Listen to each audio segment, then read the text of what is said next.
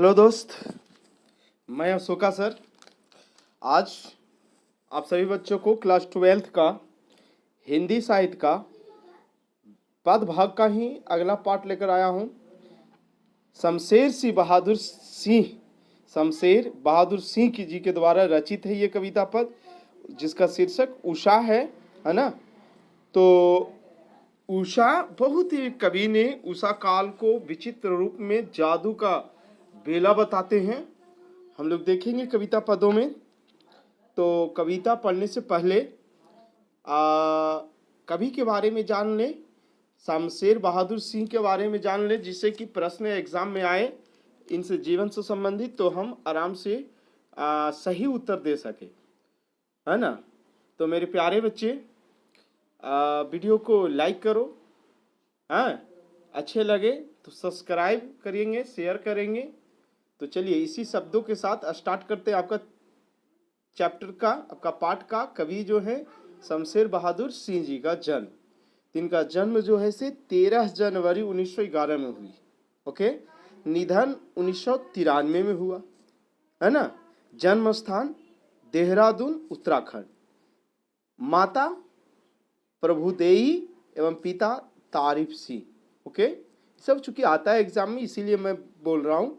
शिक्षा इन्होंने कहाँ और कौन स्कूल से किए और कब किए?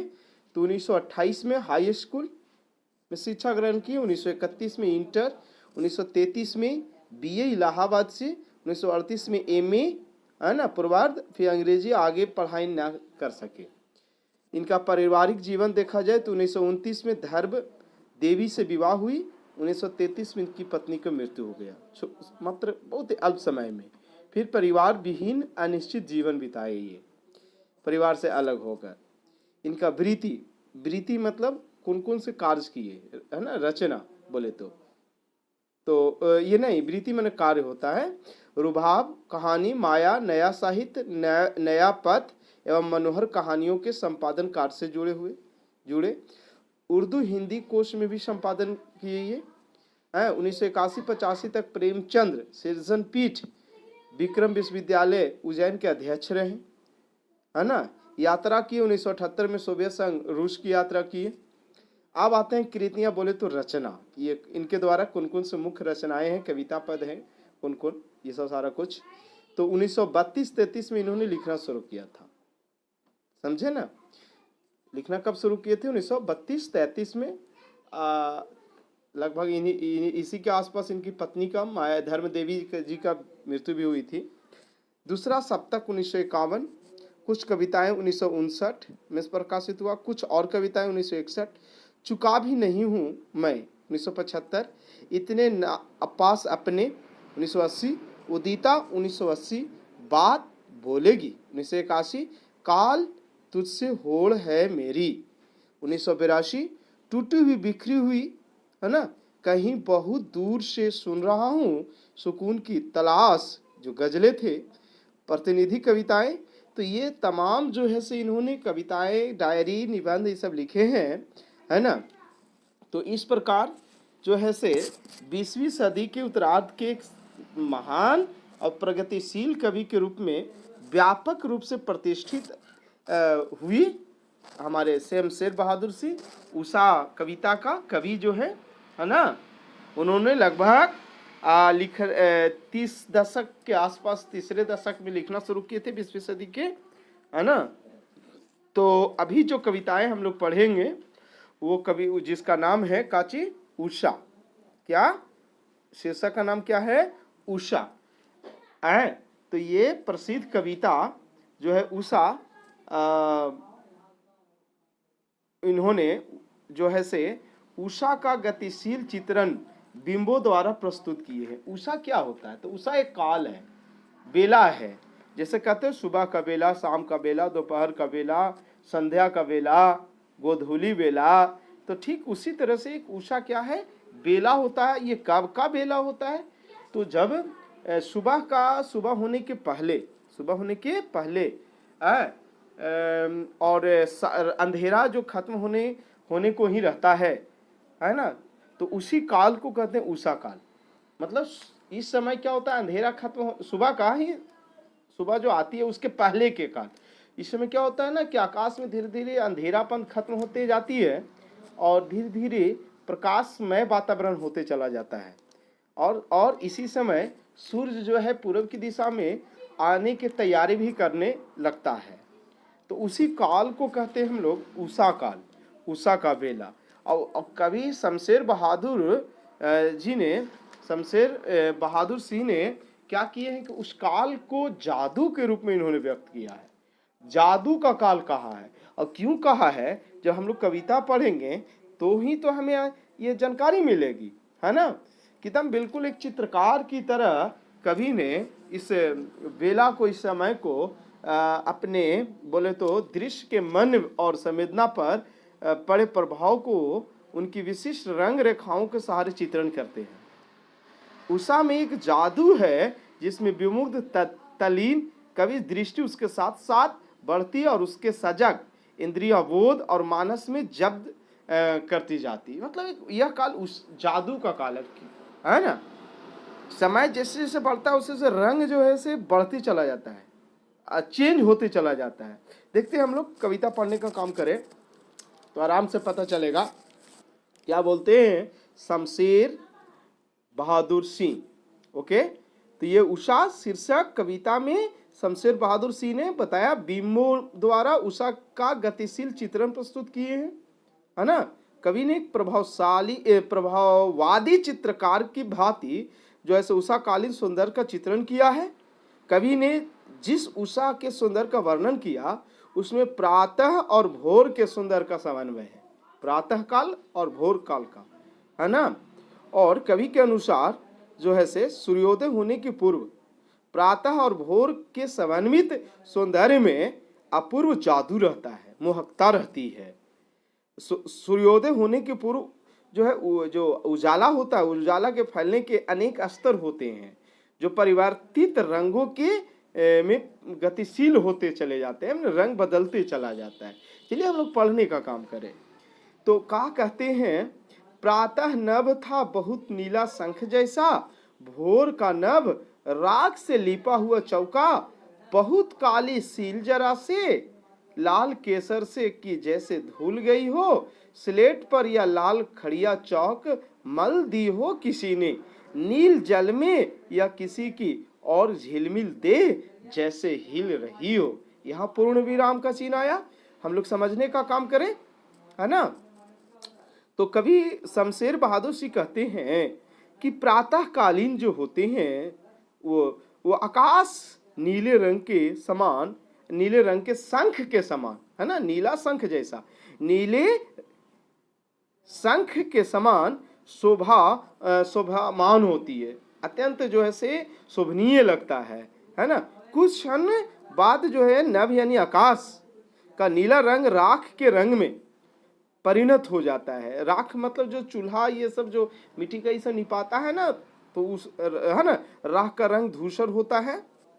तो आकाश राख से लीपे गए गीले चौक की तरह प्रतिभासित होने लगता है, नजर आने लगता है। कुछ देर तक आकाश में राख का रंग जो है छाया रहा और फिर वह पीलेपन लिए कुछ जो है ना, कुछ लाल रंग में, बोले तो केसरिया रंग में, लाल केसर से कि जैसे धुल गई हो, तो लाल रंग में परिणत हो गया। मतलब कवि कहते हैं कि कुछ देर तक आकाश में क्या होता है कि राख का रंग मतलब दृश्य का रंग छाया रहा, फिर क्या होता है कि पीलापन लिए हुए लाल रंग, बोले तो केसरिया रंग में परिणत हो जाता है, बदल जाता है। और वह रंग ऐसा प्रतीत हो रहा था कि मानो काली सील को लाल केसर से धो दिया गया हो, बहुत काली सील जरा से लाल केसर से कि जैसे धुल गई हो, है ना, कि वह रंग ऐसा प्रतीत हो रहा था मानो काली सील को लाल केसर से धो दिया गया हो, है। फिर है लाल और केसर माने केसरिया रंग, केसर के धूल में लाल और पीला का मिश्रण होता है। फिर क्या कहते हैं, स्लेट पर या लाल खड़िया चौक मल दी हो किसी ने, नीले जल में या किसी की और झिलमिल दे जैसे हिल रही हो। मतलब कहते हैं कि उनकी जो पंखुड़ियां लाल और पीले रंग की होती है, जैसे जैसे सुबह होने की घड़ी नजदीक आ रही है, वैसे वैसे आकाश के रंगों में तीव्रता से परिवर्तित होता जा रहा था। ऐसा काल होता है, आप लोग भी देखे होंगे। अभी अभी आकाश जो है धूसर रंग का था, है ना, राख रंग का था। धूसर का मतलब राख रंग का, जो होता है ना चूल्हा वाला, जो कोयला ये सब लकड़ी सब गोईठा वगैरह उपला वगैरह जलता है, उसी को राख कहते हैं। तो लाल हो जाता है हल्का। तो आकाश धूसर रंग का यानी कि राख के रंग का होता, और मैंने हल्का अंधेरापन के जैसा हल्का राख, उसमें लालिमा और पीलापन का संयोग था। और अभी वह केवल लालिमा से पुत हो गया, ललिमा में बदल गया। लगता था जैसे बाल अरुण लली, है ना, बोले तो बाल रवि अब रात्रि के अंधकार को हटाकर उदित जो है होने वाला हो, है ना।